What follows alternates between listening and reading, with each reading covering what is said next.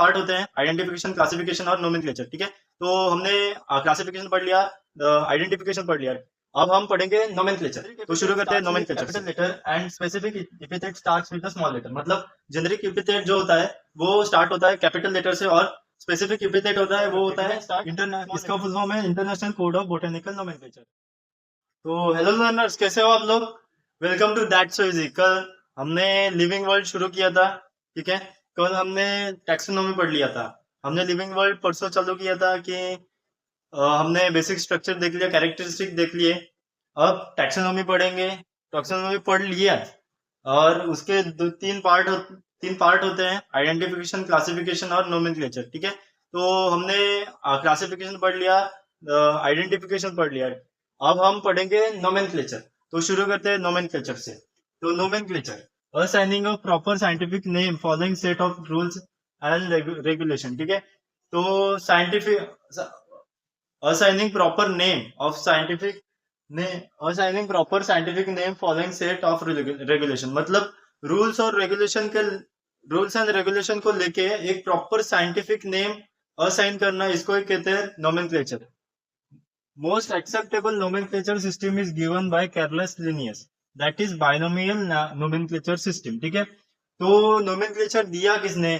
तो एक साइंटिस्ट थे कैरलस लिनियस, उन्होंने दिया बाइनोमिकल नोमेनक्लेचर। ठीक है, तो उनके बेसिस पे उनके रूल से हम नोमेनक्लेचर डिराइव करते हैं। ठीक है, तो रूल्स ऑफ नोमेनक्लेचर देखते हैं। ठीक है, it consist of two terms of first is generic epithet and second is specific epithet। इसमें दो टर्म्स होते हैं, एक जेनेरिक एपिथेट होता है और एक स्पेसिफिक एपिथेट होता है। ठीक है, generic epithet starts with capital letter and specific epithet starts with the small letter. मतलब जेनेरिक एपिथेट जो होता है वो स्टार्ट होता है कैपिटल लेटर से, और स्पेसिफिक एपिथेट होता है वो होता है स्टार्ट स्मॉल लेटर से।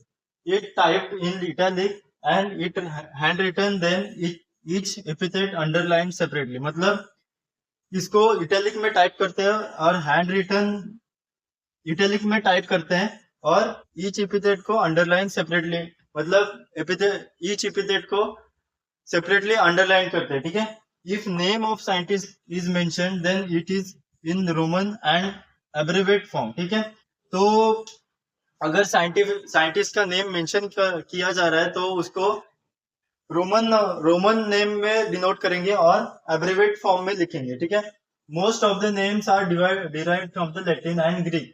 ठीक है, तो most of the names are derived from Latin and Greek, ये इसके रूल्स है। अब हम देखते हैं नोमेनक्लेचर को क्या कहा क्या जाता है। अगर स्पेसिस प्लांटेरम होगा तो एनिमल नोमेनक्लेचर, और जेनरी प्लांटेरम होगा तो प्लांट नोमेनक्लेचर। ठीक है, अब इनको चलाता कौन है? प्लांट्स के नोमेनक्लेचर, एनिमल के नोमेनक्लेचर को। ठीक है, तो आईसीबीएम जो प्लांट को डिराइव करती है। ठीक है, इसका फुल फॉर्म है international code of botanical nomenclature. ICZN है जो कि एनिमल को डिराइव करता है, इसका नाम है international code of zoological nomenclature.